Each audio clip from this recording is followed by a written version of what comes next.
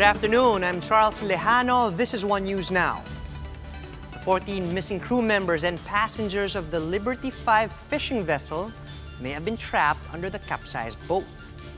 Not a single one of the missing Filipinos turned up after 4 days of search and rescue operations. Coast Guard spokesperson Arman Balillo said in a radio interview that should this be the case, the fishermen might have gone down with the boat 2,000 meters below sea level. Coast Guard has been searching only up to 100 meters underwater. Commandant Vice Admiral George Ursabia wants to continue the search, and the PCG will seek assistance from neighboring countries to have the machinery or equipment to reach deeper into the sea. The controversial anti-terror bill is inching closer towards presidential approval. Malacanang spokesperson Harry Roque says the copy approved by both chambers of Congress is now up for final review by Executive Secretary Salvador Medaldea. Ibig sabihin po, meron na pong memorandum na recommending a course of action to the President. Subject to final approval lang po siguro yan ni Executive Secretary at dadalhin na po sa lamesa ni Presidente. The Makabayan bloc in the House of Representatives is now appealing to the President to veto the proposed measure, citing possible rights violations. The bill is set to lapse into law on July 9, repealing the Human Security Act of 2007.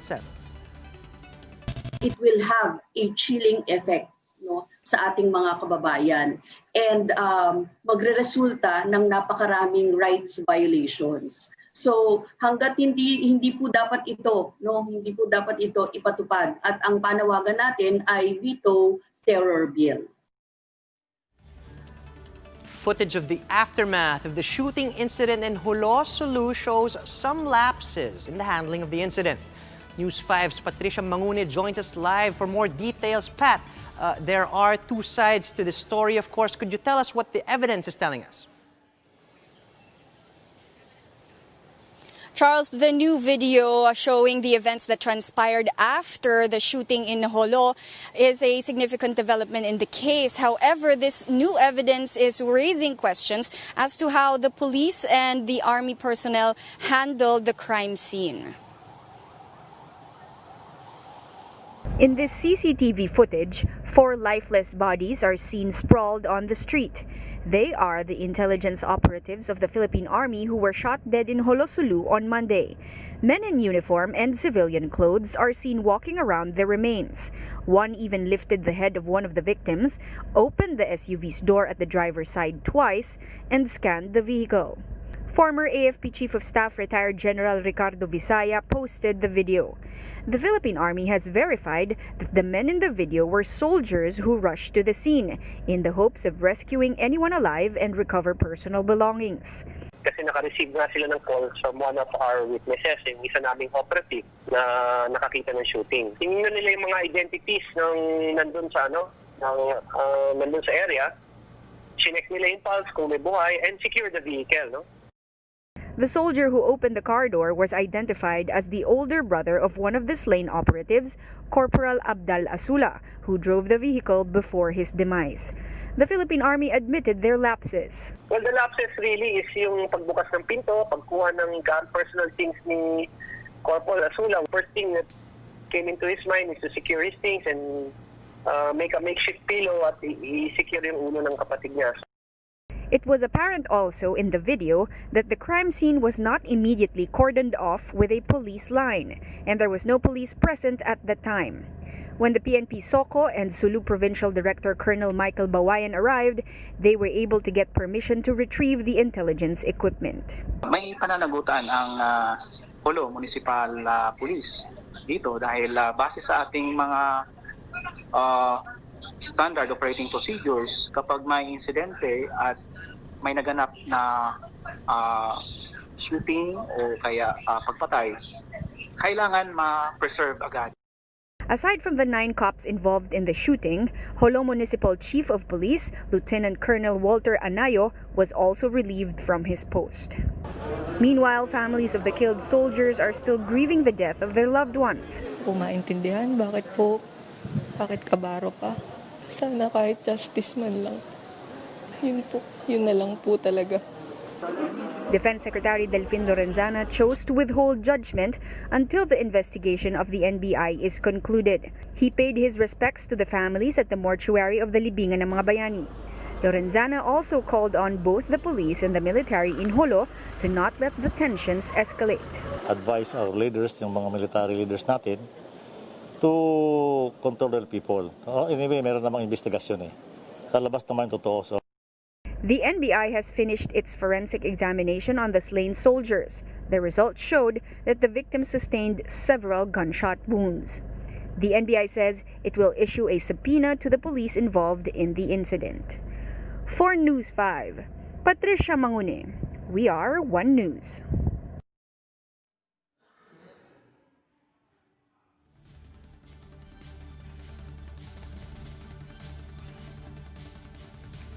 Philippine National Police Chief Archie Gamboa assures the public that the relationship between the military and the police remains unhampered despite this incident. Gamboa says that their relationship is founded on a long shared history of cooperation and brotherhood, and that the two units are interoperable as they're fighting the same enemy. Army spokesperson Demi Zagala echoes Gamboa's statement, saying that the PNP is their partner in maintaining peace and security. We must not judge the whole PNP organization, and that with this change of mode of killing, or how our soldiers were killed from misencounter to killing, we're headed towards a positive direction of coming together to find out the truth. Meanwhile, Senator Risa Ontiveros has sought a Senate investigation on the incident. Ontiveros adds that the shooting feeds the public's distrust towards the PNP. Time now to pause for a quick break. Keep it here on One News.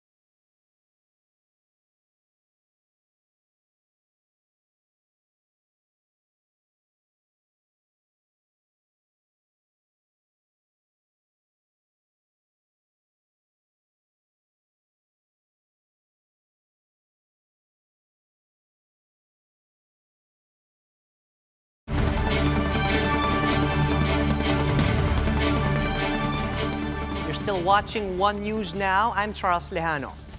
Over 290 new COVID-19 cases were reported today. That's the lowest number of new cases for almost a month now. Only around 50 are fresh, while over 240 were reported late. There are now more than 38,800 COVID-19 cases in the country. 4 new deaths were recorded today, pushing the death toll to over 1,270. Total recoveries now stand at more than 10,670, with 235 new recoveries over the past 24 hours. Netizens are pointing out that the DOH has already reported over 46,000 positive cases. And this is well above UP Diliman's prediction for end of June, which presidential spokesperson Harry Roque had downplayed. Marian Enriquez tells us more. Netizens pointed out that as early as June 28, the health department's tally already showed 46,000 positive cases. But come June 30, the DOH only reported over 37,000 confirmed cases. Vergeire explained that all positive results have to undergo a validation process before they are considered confirmed cases. She says the validation process makes sure that persons tested repeatedly is only counted as one confirmed case. Ang ating ginagawa, pag nakuha natin yung unique na positive na na-identify ng lab, kailangan natin yung i-validate. So una, tinitignan natin if there were duplicates. Pangalawa, kung may error sa mga pangalan. Pangatlo, kung natag na siya sa ibang laboratorio. Pang-apat, kung pang ilang test na ito, baka mamaya repeat test na pala ito ng mga ibang tao. And then pang-lima, nakakakita rin kami with this line list of the lab na binibigay sa amin ng ibang hindi pa rin natatag dito sa Epidemiology Bureau. But the agency admitted that they are still grappling with testing and validation backlogs, even though the country already has 65 testing laboratories. She says it takes some time before positive cases are validated and tagged as confirmed cases, but it doesn't mean the government is deliberately misreporting. Benjamin Vallejo, a science policy advisor from UP Diliman, noted that from the get-go, the country is not 100% prepared for a pandemic like this. Therefore, we do not have the necessary data reporting infrastructure for the efficient reporting of cases. Wala pa tayong capacity for real time unlike sa Germany or in China. Okay?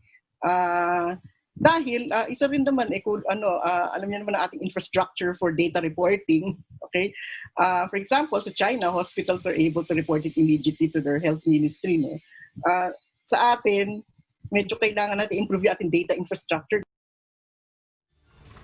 Over 6,000 traditional jeepneys have been given the green light to resume operations starting Friday.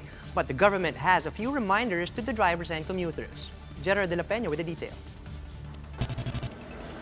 Rodrigo's jeepney is not yet due for registration until next month.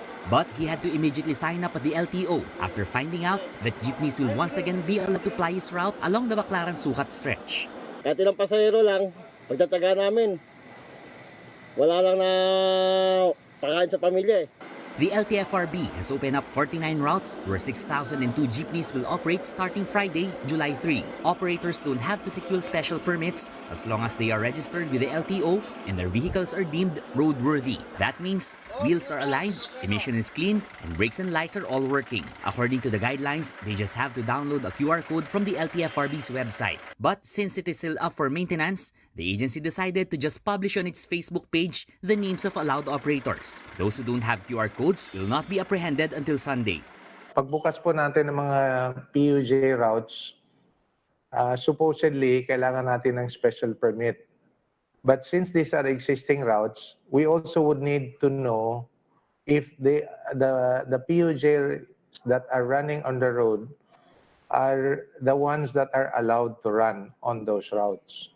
Those not in the list were disappointed, especially those who invested at least 2,000 pesos just to prepare their jeepneys for the expected resumption of operations. Sobrang nangihinayang po kami na ni isa man lang dun sa mga pinakita namin, pinaghirapan namin, hindi po kami napasama.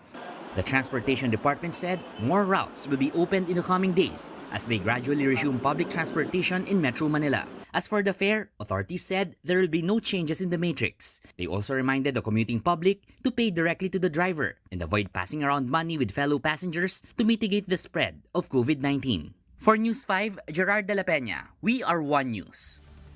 For more updates, follow News 5, the Philippine Star, and Business World Online. Visit our website, onenews.ph, for more in-depth analysis, and you can also catch One News on the Signal Play app. Register for a free account now at www.signalplay.com and stream One News live anytime, anywhere. I'm Charles Lejano. We are One News.